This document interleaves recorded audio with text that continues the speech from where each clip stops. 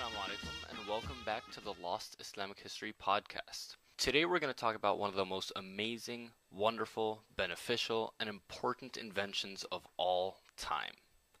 Coffee. Today over 1.5 billion cups of coffee are drunk every single day all around the world. It's become a cultural staple almost everywhere you can travel to and is part of billions of people's daily routines. So where did this tasty and addictive drink come from?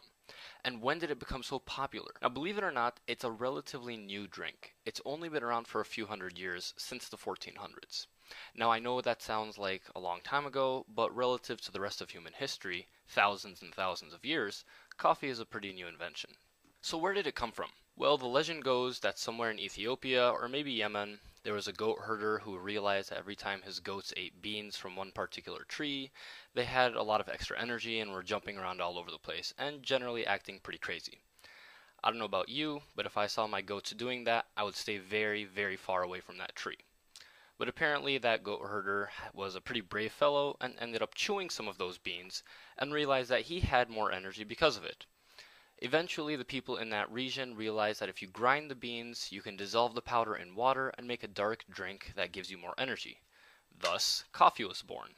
Now, that story may or may not be true, but what's important is that during the 1400s, this new drink began to be pretty popular in Yemen. They called it qahwa, based on the Arabic root word qaha, which means having no appetite, because this drink tended to dull one's desire for more food.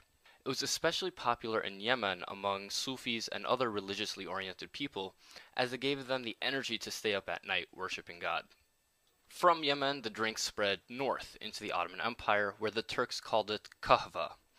By the way, the Italians took the Turkish word and pronounced it as cafe, and from that word came the English word coffee. Interestingly, at first some Islamic scholars in the Ottoman Empire had a temptation to declare kahva as haram, or unlawful according to Islamic law.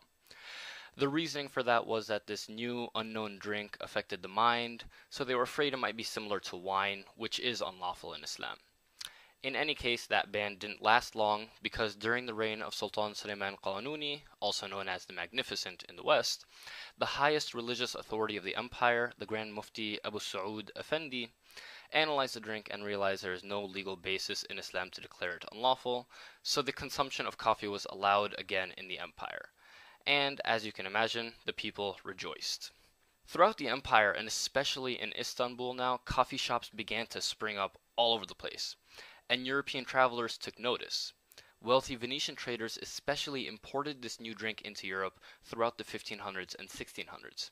In fact, one of the main ports in Yemen where Europeans bought coffee beans was a city called Mocha, and from that, of course, we have the word mocha for a specific style of coffee.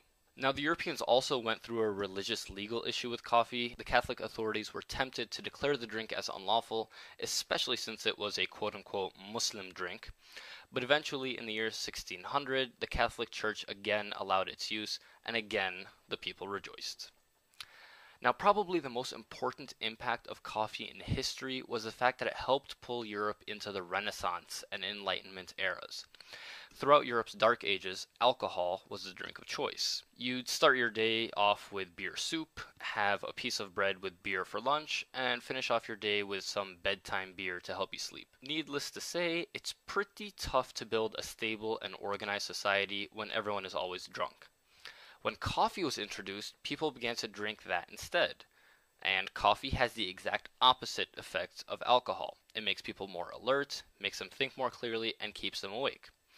With coffee houses opening up from Paris to London to Florence, more Europeans began to actually think about things like philosophy, government, the rights of man, which all helped spur the Enlightenment, which eventually brought democracy to Europe and helped it enter that era of imperialism, where the Europeans conquered most of the Muslim world, including the birthplace of coffee, Yemen. Isn't that ironic? Well, there you have it, the story of coffee from obscure goat herders to European Enlightenment to imperialism.